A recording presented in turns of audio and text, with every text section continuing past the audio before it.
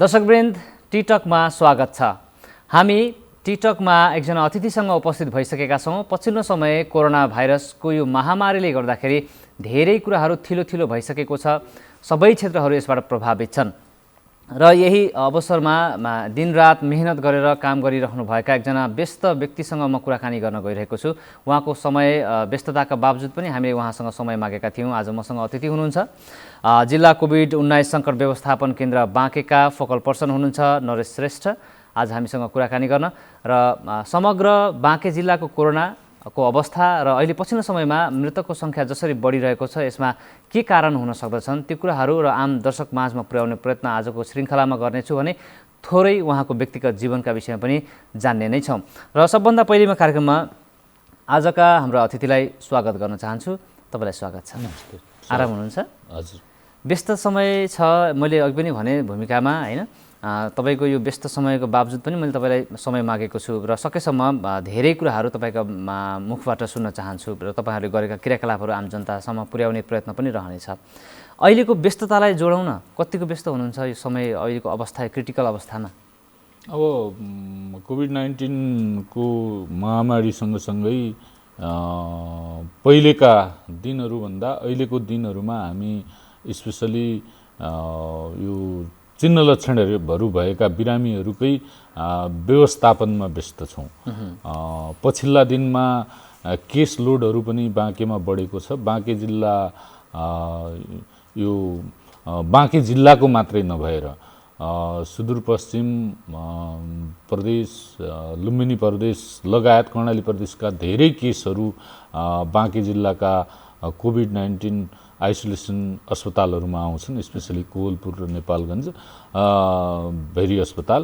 र पछिका दिनमा हिजोकै मात्रै कुरा गर्ने हो भनेपछि हामीसित भेरी अस्पतालमा 72वटा बेडहरू कोभिड-19 को लागि छ र यहाँको यो टिचिङ हस्पिटल कोवलपुरमा चाहिँ 70 बेडहरू छ। बिरामीहरूको व्यवस्थापनमै हामी धेरै समय बेहोर्नुपर्छ।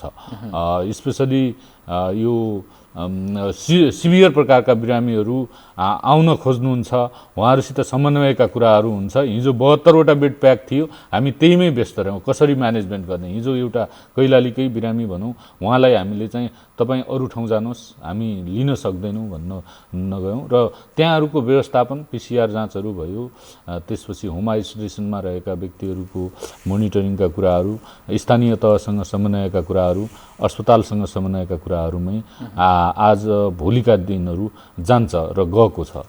राति कति बजेसम्म जागराम बस्नुपर्ने स्थिति छ अहिले परिस्थिति अनुसार?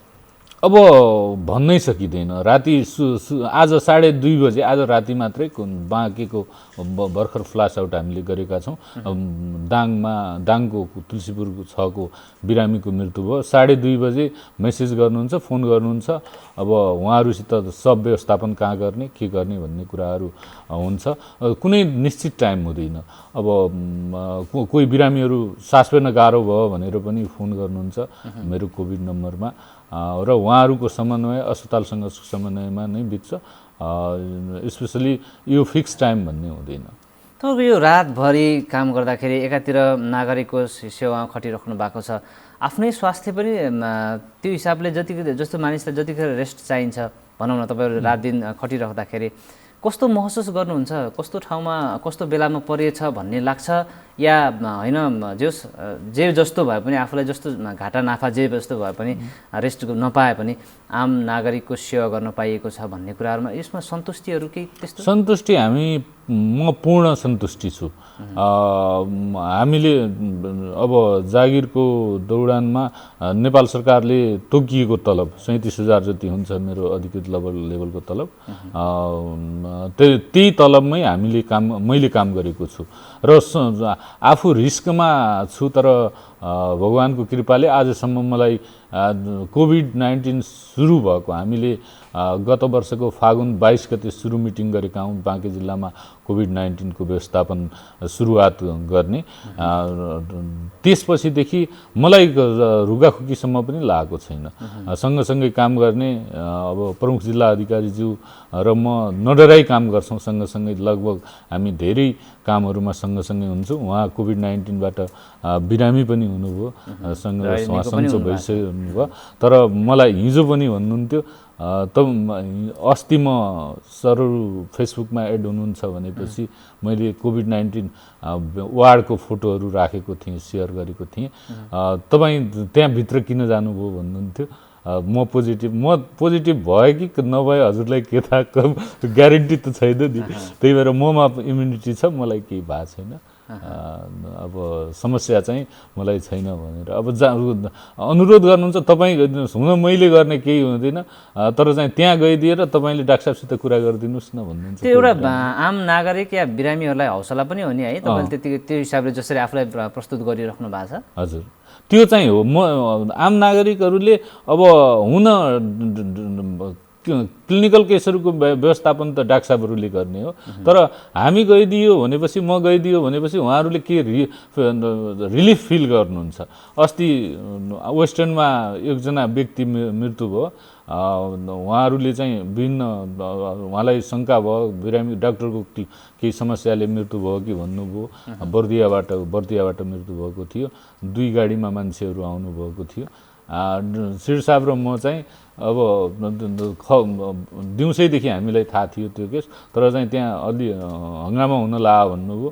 अनि श्री साहबले चाहिँ त्यसबेला गाडी पनि थिएन, सेक्युरिटी पनि कता गएको थिएँ, बाइक स्टार्ट गर्नुहोस् नरेशजी जाउँ भन्नुभयो। हामी बाइक स्टार्ट गरेर भित्र गयौँ र फोटो पनि हामीले सेयर गरेको थियौँ। भित्र गएर हामी आफै ह्यान्डलिङ गऱ्यौँ, बिरामीको मान्छेहरू लिएर काउन्सिलिङ गऱ्यौँ, एउटा अनुसन्धान टोली पनि गठन गऱ्यौँ। त्यसपछि सल्भ भयो। त्यसले गर्दाखेरि यो खुसी लाग्छ भन्नाले अब यो आर्थिक कुराहरू पैसाहरूतिर हामी लागेनौँ। तलब सरकारले दिएको छ, 24 घण्टा दिएको छ, जनताले पत्याएको छ। तपाईँहरू सञ्चारकर्मीले हामीलाई चाहिँ काम गरेकोमा प्रशंसा गर्नुभएको छ। जस्तो आज पनि एनटिभी जस्तो राष्ट्रिय संस्थाले चाहिँ बोलाइदिनु भयो। अब दर्शक सामु, जनता सामु केही कुरा राख्न दिनुभयो, त्यो नै मेरो लागि सम्मान हो। यो त अरूले पाउने, मैले पनि पाएको थिइनँ। यत्रो 23 वर्षको जागिर अनुभव भयो, मैले बाँकेमा आएर यो सम्मान पाएँ, यही नै मेरो लागि। तर जस्तो तपाईँको यो 23 वर्षको सेवा अवधिसम्म गर्दाखेरि जब कोभिडको जुन प्रसङ्ग, जो कोभिड आयो भनौँ न, नेपालमा जुन किसिमको महामारी प्रवेश भइसकेपछि नरेश श्रेष्ठ बनेको हो भन्ने कुराहरू आएको छ नि मन खोजेको। जस्तो तपाईँ जुन दिनरात खटिनुहुन्छ, आम नागरिकले जसरी चिनेका छन् नि आज तपाईँको त्यो मेहनत, यसपछि नै अलि बढी देखियो। योभन्दा हो, बाँकेमा आएर देखिएको अवश्य हो। म कर्णाली प्रदेशमा हुम्ला जिल्लामा 11 वर्ष सर्भिस गरेको हुँ। सर्भिस गर्दाखेरि पनि मलाई उत्कृष्ट कर्मचारीको रूपमा त्यहाँ प्रदेश त्यस बेलाको विकास क्षेत्रले मलाई 2-3 चोटि सिफारिस गरेको थियो। तर काम गरियो, काम गर्ने बेला उत्कृष्ट भनेर भनिन्थ्यो, तर चाहिँ मलाई सम्मानित गरिएको थिएन। बाँकी जिल्ला आएर नै अहिले मैले तपाईहरू सबैको एप्रिसिएसन र मैले पनि काम गरेँ। त्यसले गर्दाखेरि राष्ट्रपतिज्यूबाट पनि अहिले पदक प्राप्त भयो।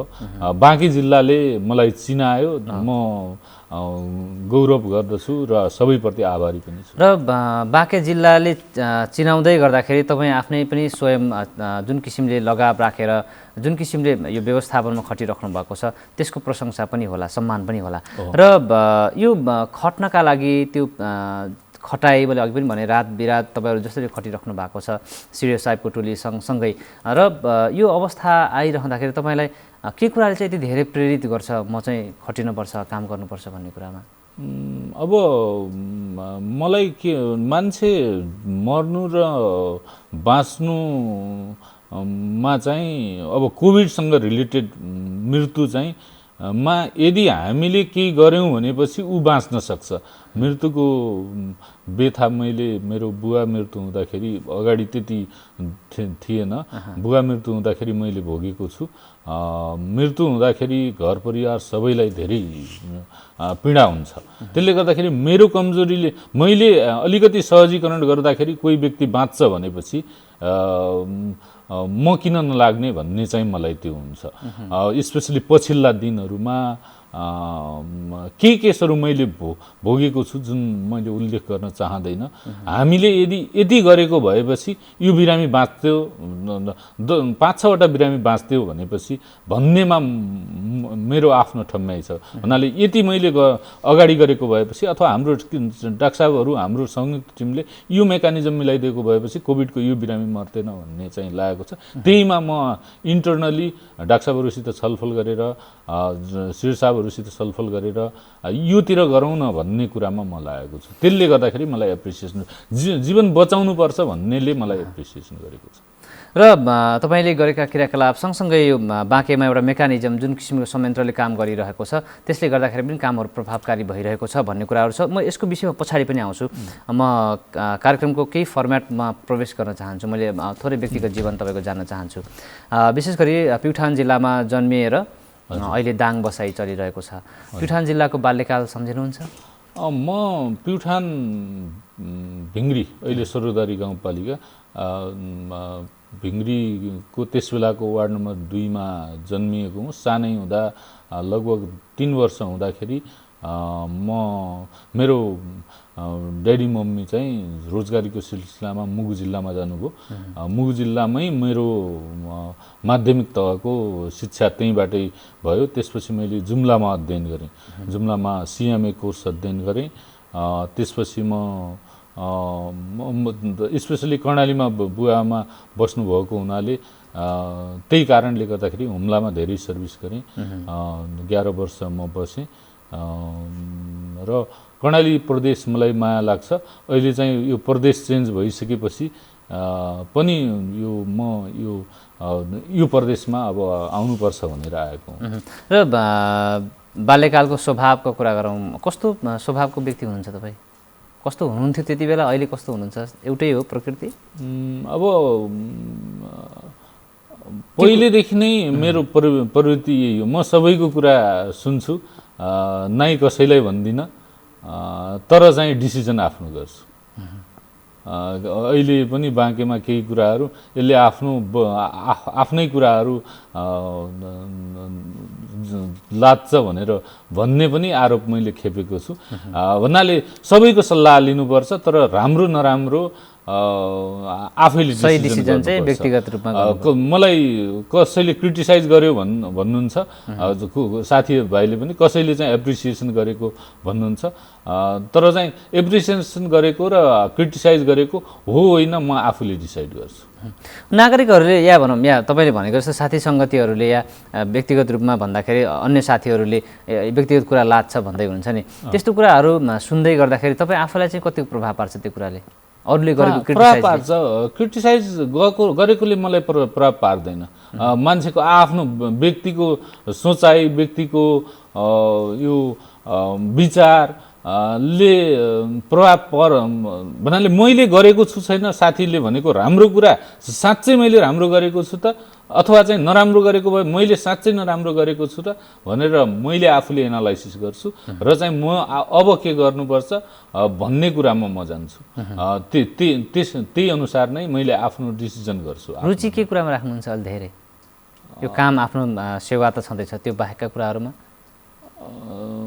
अब स्पेसली मलाई रुचिमा चाहिँ अब पहिलेदेखि नै यो स्पेसली जनस्वास्थ्यतिर, पब्लिक हेल्थतिर काम गर्नेमा नै रुचि छ र स्पेसली धेरै कुराहरू, नयाँ कुराहरू अपडेट म चाहन्छु। जस्तो अहिलेको पछिल्ला दिनहरूमा चाहिँ पहिले मैले हेल्थसँग सम्बन्धित अन्य प्रोग्रामहरू हेर्थेँ, त्योसँग सम्बन्धित न्यू कुराहरू नेट इन्टरनेटमै जान्छ मेरो। नेट इन्टरनेटमै भनेपछि अध्ययनतर्फ पनि नयाँ कुराहरू अपडेट हुनुपर्छ। म नत्र 23 वर्ष अगाडि अहेबोबाट जागिर सुरु गरेको हुँ, अहिले जनस्वास्थ्य अधिकृत रूपमा छु।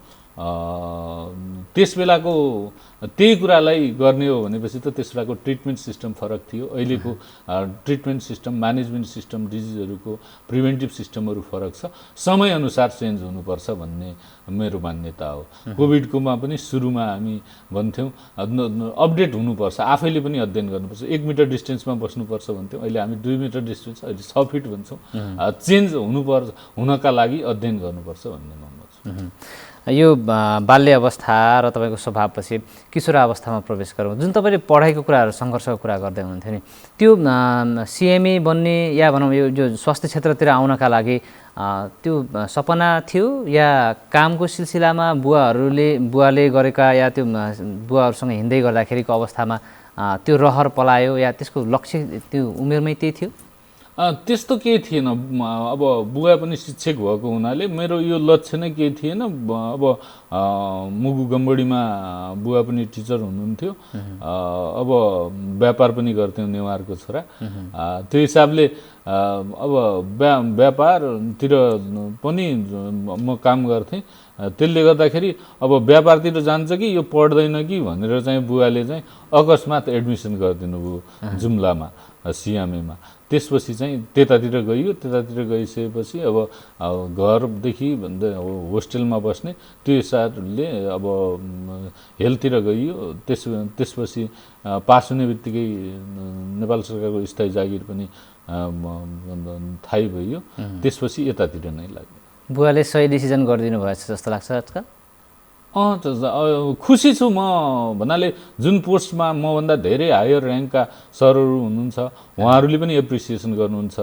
पछिका दिनहरूमा मलाई यो हेल्थ सिस्टममा लगाइसकेपछि हेल्थ एसिस्टेन्ट पढेँ मैले, स्कलरसिपमै पढेँ स्कुल अफ हेल्थ साइन्समा। त्यसपछिका दिनहरूमा मेरो कामप्रति सबैले एप्रिसिएसन गर्नुहुन्छ।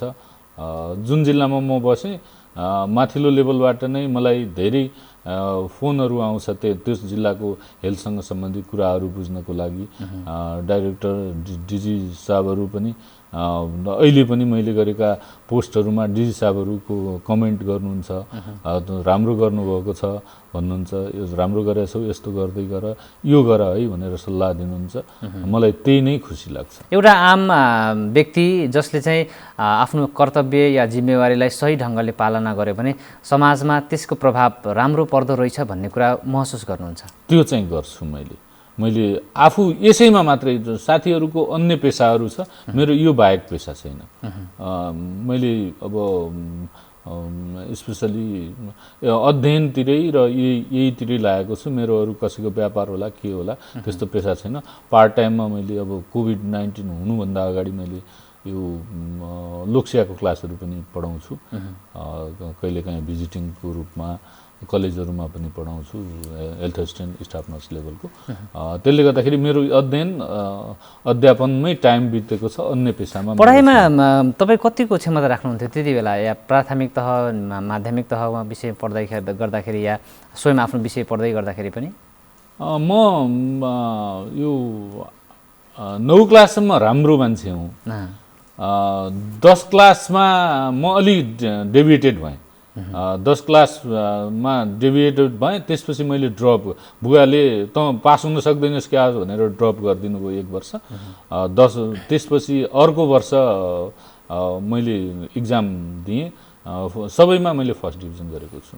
र यो कुराहरू छ, मसँग तपाईँसँग लिनुपर्ने धेरै कुराहरू छन्। विशेष गरी अब कोभिडको प्रसङ्ग तपाईँ त्योसँग सम्बन्धित भएको हिसाबले पनि मैले अब तपाईँको व्यक्तिगत जीवन छुट्याउँछु। मसँग धेरै प्रसङ्ग व्यक्तिगत जीवनका बारेमा पनि थिए।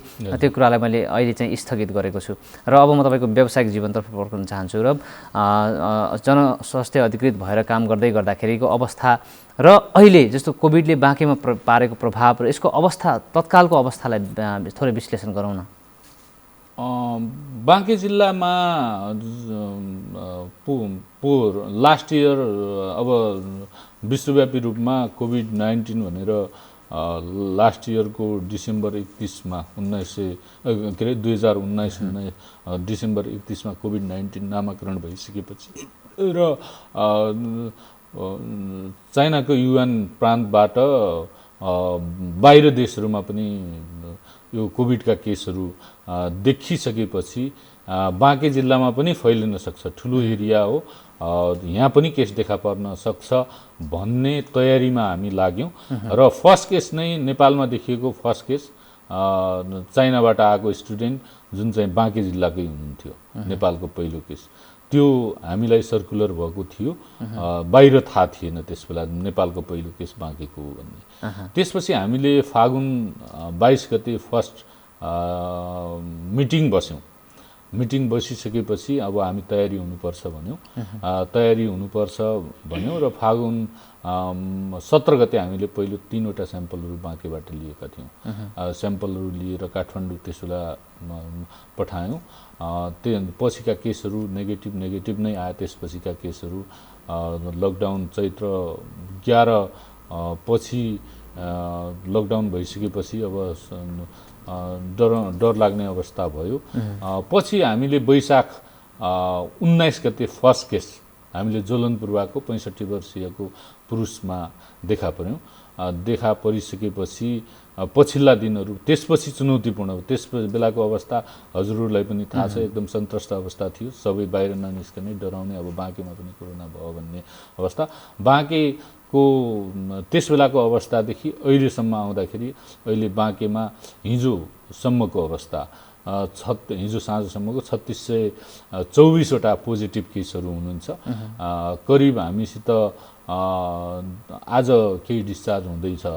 डिस्चार्ज घटाएर लगभग 191 एक्टिभ केसहरू हुनुहुन्छ। होम आइसोलेसनमा 129वटा केसहरू हुनुहुन्छ। त्यसपछि अहिले सिभियर केसहरू बाँके जिल्ला बाहिर र भित्रको, बाँके जिल्लाको आजको डेटमा 37वटा केसहरू, बाँके जिल्ला बाहिरका केसहरू भेरी अस्पताल र नेपाल मेडिकल कलेजमा भर्ना भएर रहनुभएको छ र टोटल 111वटा केसहरू एडमिटेड केसहरू हुनुहुन्छ, जसमध्ये 47वटा केसहरू चाहिँ हाम्रो सिभियर केसहरू हुनुहुन्छ र केही केसहरू 2टा केसहरू चाहिँ भेन्टिलेटरमा राखेको छ। बेड कोवलपुर स्पेसली भेरी अस्पतालमा हिजोको मितिमा बेड प्याक छ र कोवलपुर मेडिकल कलेजमा बेडहरू केही खाली छ। भेरी अस्पतालमा पछिल्ला दिनमा नेपाल सरकारले फ्री, प्रदेश सरकारले फ्री भनेपछि त्यहाँ चाहिँ बेड बिरामीको लोड बढी छ भने कोवलपुरमा अब प्राइभेट सेक्टरमा चाहिँ पैसा लिएर जाँच्ने भएको, पैसा लिएर सर्भिस दिने भएको हुनाले अलि पहिलेको दिनभन्दा केस लोडहरू कम छ। 40वटा केसहरू कोवलपुर मेडिकल कलेजमा उपचारहरू हुन्छ। त्यो पछिल्लो समयमा बाँके जिल्लामा जुन हामीले अहिले तपाईँले पनि भन्नुभयो लुम्बिनी प्रदेश, सुदूरपश्चिम प्रदेश, कर्णाली प्रदेशबाट मानिसहरूको चाप बढिरहेको छ, मृत्युदर पनि केही बढिरहेको भन्ने कुराहरू पनि आकलन भइरहेको छ पछिल्लो समय। के कारणले चाहिँ यो अलिकति यस किसिमका मृत्युहरू बढिरहेको? अब पहिलेका दिनहरूभन्दा पछिल्ला दिनहरूमा सिभियरिटी केसहरू बढेको छ। स्पेसली अब अहिले हेर्ने हो भनेपछि बाँके जिल्लाको 37 जनाको मृत्यु भएको छ आजको मितिसम्म र बाँके जिल्ला बाहिरको चाहिँ हाम्रो 41 प्लस मृत्यु भएको छ टोटल। त्यसले गर्दाखेरि चाहिँ कस्तो छ भनेपछि कोभिडमा स्पेसली श्वास प्रश्वासको कारणले गर्दाखेरि नै मर्छ, मृत्यु भएको छ बिरामीहरूको र रिफरल धेरैजसो व्यक्तिहरू अहिले पछिल्लो सरकारी नीतिअनुसार होम आइसोलेसनमा बस्नुभएको छ। होम आइसोलेसनमा बसेका केसहरूको त्यसको अवस्था आफैले बिरामीले डिटेक्ट गर्न सक्दैन कस्तो अवस्थामा छ र सास फेर्न गाह्रो भइसकेपछि उहाँहरूले चाहिँ अब अस्पताल आउनुहुन्छ। स्पेसली सास फेर्न गाह्रो कोही समस्याहरू, 1-2टा समस्याहरू, पेटको समस्या, अन्य समस्या, पुराना दीर्घरोगीहरूको समस्याले आउनुहुन्छ भने धेरैजसो केसहरू चाहिँ सास फेर्न गाह्रोकै समस्याले आउनुहुन्छ र सास फेर्न गाह्रो हुने बेला चाहिँ अब अक्सिजन लेभल कम भएका बिरामीहरू त्यो ठाउँबाट अस्पतालसम्म आउँदाखेरि उहाँहरूलाई कमजोर बनाइसकेको हुन्छ। कोरोनाले, कोभिडले कमजोर बनाइसकेको हुन्छ। कमजोर बनाइसकेर ढिलो ल्याएको कारणले गर्दाखेरि उसमा रोगले च्यापिसकेको र सेभिरिटी बढी हुन्छ।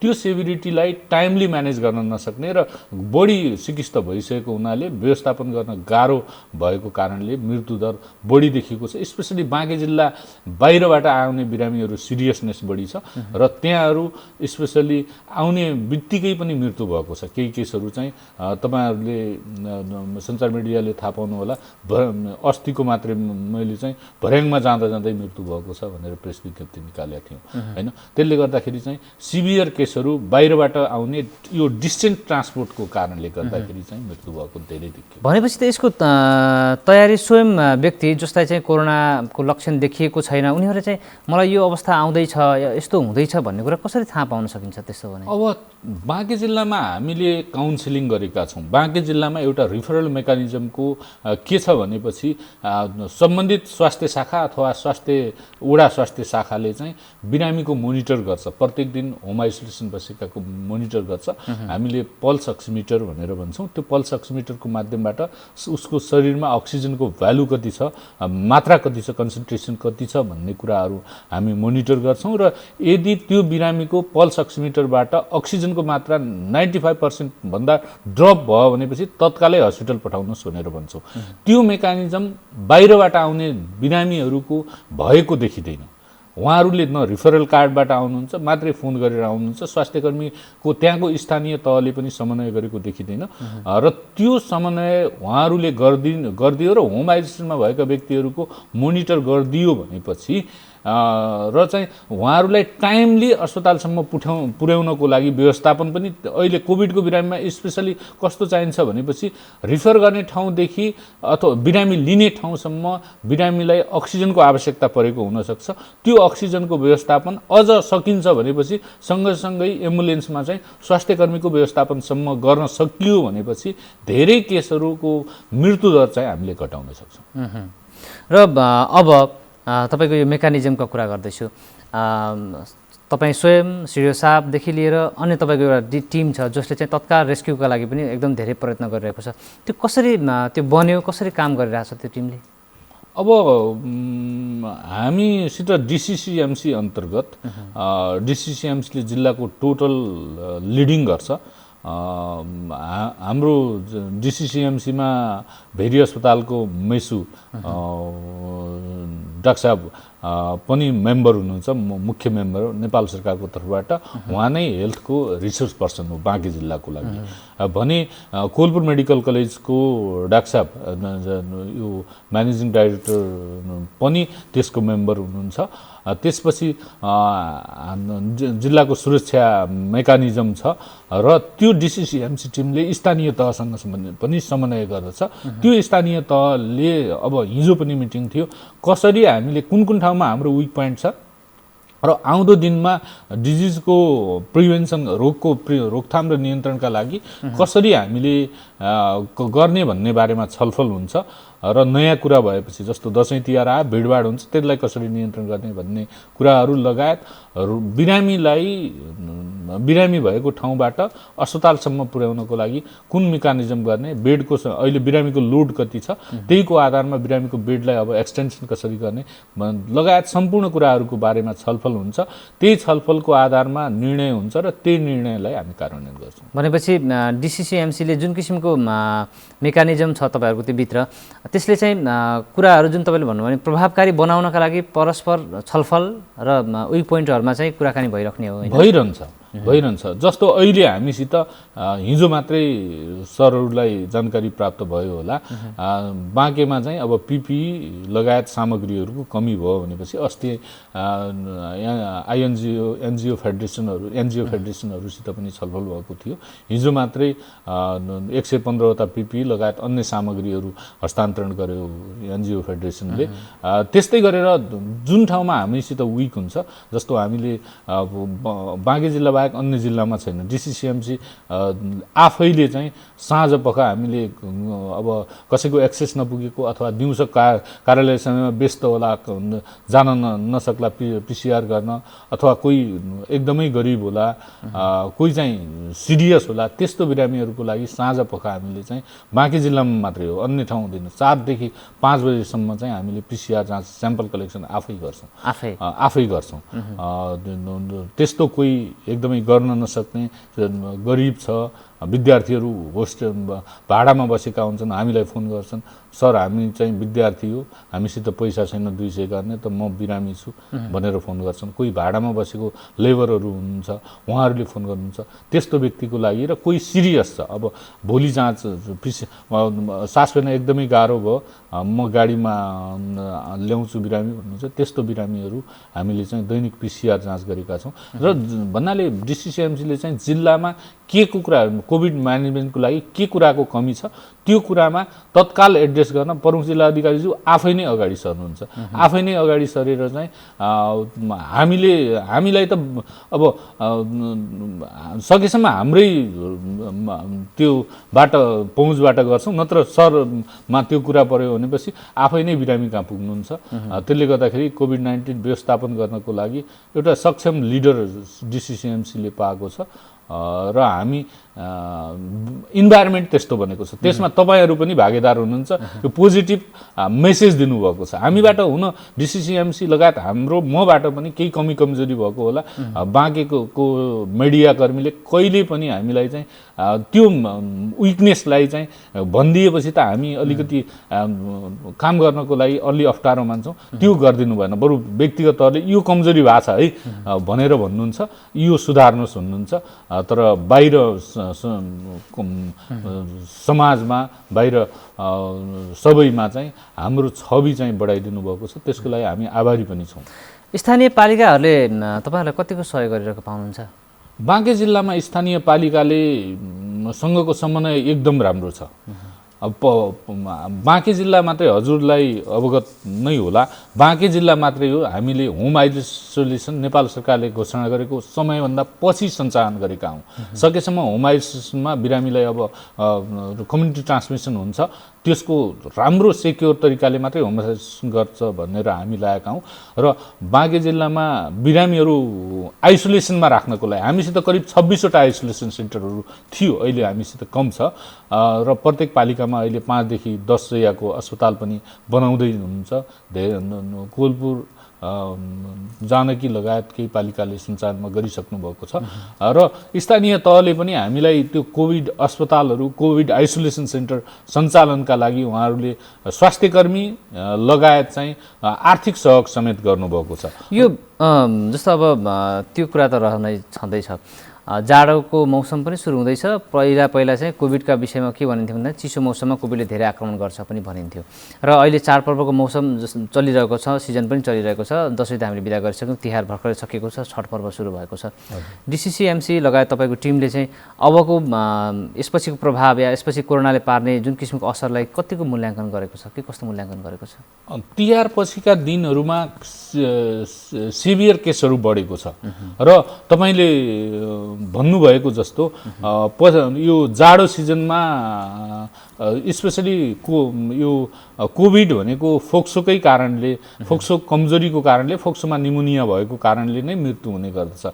पछिल्लो हामीले धेरै जसो कोभिडको कारणबाट मृत्यु भएकोमा चाहिँ बायोलेटरल निमोनिया, दुईटै फोक्सोमा निमोनिया भएको कारणले भनेर भनेको छौँ र चाहिँ निमोनिया केसहरू हामी सबैलाई थाहै छ जाडो सिजनमा बढ्छ।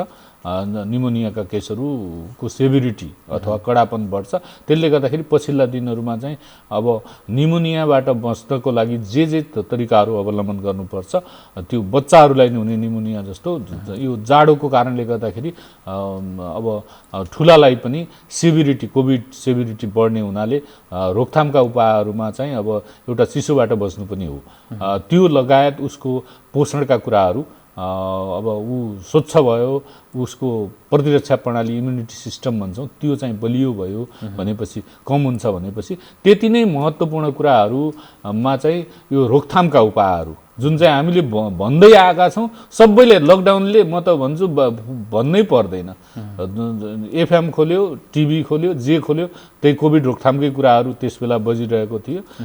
2 मिटर डिस्टेन्सका कुराहरू, मास्क लगाउने कुराहरू, हात धुने, सेनिटाइजर प्रयोग गर्ने कुराहरू, त्यो कुराहरू सबैले प्रयोग गर्न सकियो भनेपछि रोकथाम गर्न सकिन्छ र भिडभाड गर्नु भएन। त्यो कुराहरूमा चाहिँ डिसिसिएमसी लगायत स्वास्थ्य कार्यालय र स्थानीय तह चाहिँ समन्वयात्मक रूपले काम गरिरहेको छ। हामी कार्यक्रमको अन्तिम चरणमा छौँ। जस्तो कार्यक्रममा अन्तिम चरणमै तपाईँलाई 1-2वटा प्रश्न मसँग बाँकी छन्। यो कोरोनाका बेला जुन भर्खर सुरु हुँदै गर्दाखेरि महामारी नेपालमा प्रवेश गर्दै गर्दाखेरि मानिसमा जुन किसिमको डर त्रास र अहिलेको अवस्था हेर्दाखेरि आम मानिसहरूले यसको बुझाइमा केही पनि होइन कोरोना भन्ने हिसाबको चाहिँ जुन किसिमको रेस्पोन्स बाहिर देखाइरहेका छन्, उनीहरूले जुन प्रतिक्रिया दिइरहेका छन् या मानिसको बजारमा जुन चहल पहल देखिन्छ नि, किन यो मानिसहरूमा यो कोरोनाको विषयमा यो केही पनि होइन भन्ने धारणा कसरी विकास भइरहेको छ? सरलाई धन्यवाद। एकदमै मैले केही दिनदेखि यही कुरा राख्दै आएको छु। कोरोना यदि नहुँदो त स्पेसिफिक नहुँदो त 5 करोडभन्दा विश्वका मान्छेहरू प्रभावित हुने थिएनन्। नेपालमा पनि 1.5 लाख जति पुग्न लागिसकेको, 1.5 लाख बिरामीहरू छन् भने बाँकीमा 3600 क्रस भइसकेको र पछि मान्छे रेसिस्ट हुँदै जाँदो रहेछ। सुरुमा 19 गते हाम्रो 65 वर्षको वृद्ध कोभिड पोजिटिभ हुने बेला बाँकी जिल्ला सन्त्रस्त थियो। बाँकेको नेपालगञ्जमा चाहिँ कोही व्यक्ति बाहिर निस्केको थिएन।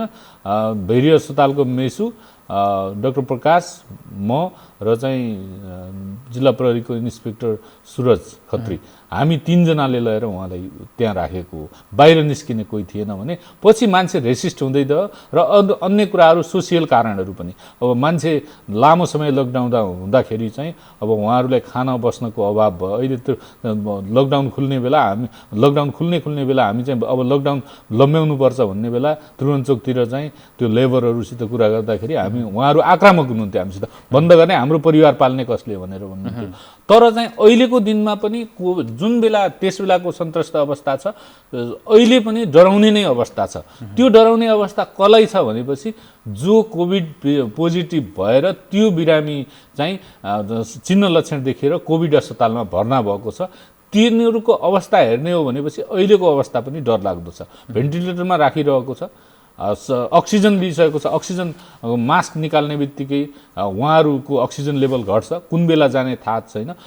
त्यहाँभित्र जाने हो भनेपछि, कोभिड अस्पतालहरूभित्र जाने हो भनेपछि बल्ल कोभिडले कसरी असर गरेको छ त्यो थाहा हुन्छ र कोभिडको लक्षण पोजिटिभ भएर कोभिडको चिन्ह लक्षण देखिएका व्यक्तिलाई थाहा हुन्छ। हाम्रो प्रमुख जिल्ला अधिकारीज्यू पनि डराउनु हुन्थेन, केही हुँदैन भन्थ्यो। अहिले हाम्रो उपमेयरज्यू लगायत धेरै हाम्रा अग्रज व्यक्तित्वहरू जो चाहिँ कोभिड पोजिटिभ भइसकेपछि, हाम्रो पत्रकार दामोदर भण्डारीज्यू कोभिड केही पनि होइन भन्ने टाइपको डर नलाग्ने अवस्था थियो। म पनि अहिले डराउँदिनँ, तर मलाई पनि सिभियरनेस भयो भनेपछि म डराउँछु। त्यसले गर्दाखेरि चाहिँ अब जसलाई परेको छ, जो कोभिड पोजिटिभ छ, जो कोभिडकै पोजिटिभ भएर अस्पताल भर्ना भएको छ, जसको पकेटबाट पैसा खर्च भएको छ, त्यो फ्यामिली चाहिँ डराउने अवस्था छ। यसको लागि रोकथामको लागि अब सबै व्यक्ति सेन्सिटिभ हुनुपर्छ। त्यो अवस्था मलाई पनि आउन सक्छ, हामीलाई पनि आउन सक्छ, हाम्रो घर परिवारलाई पनि आउन सक्छ। त्यसले गर्दाखेरि हामी रोकथामकै उपायमा जानुपर्छ भन्ने चाहिँ सबैमा हुनुपर्छ। कार्यक्रमको अन्तिममा तपाईँलाई अन्तिम प्रश्न, अब तपाईँले जुन किसिमको योगदान गरिराख्नु भएको छ, जुन किसिमको कामहरूमा जुन किसिमले आफूलाई अगाडि ल्याइराख्नु भएको छ, के कुराको अपेक्षा गर्नुहुन्छ अब आगामी दिनहरूमा? यही सहयोग सबैबाट निरन्तरता होस्।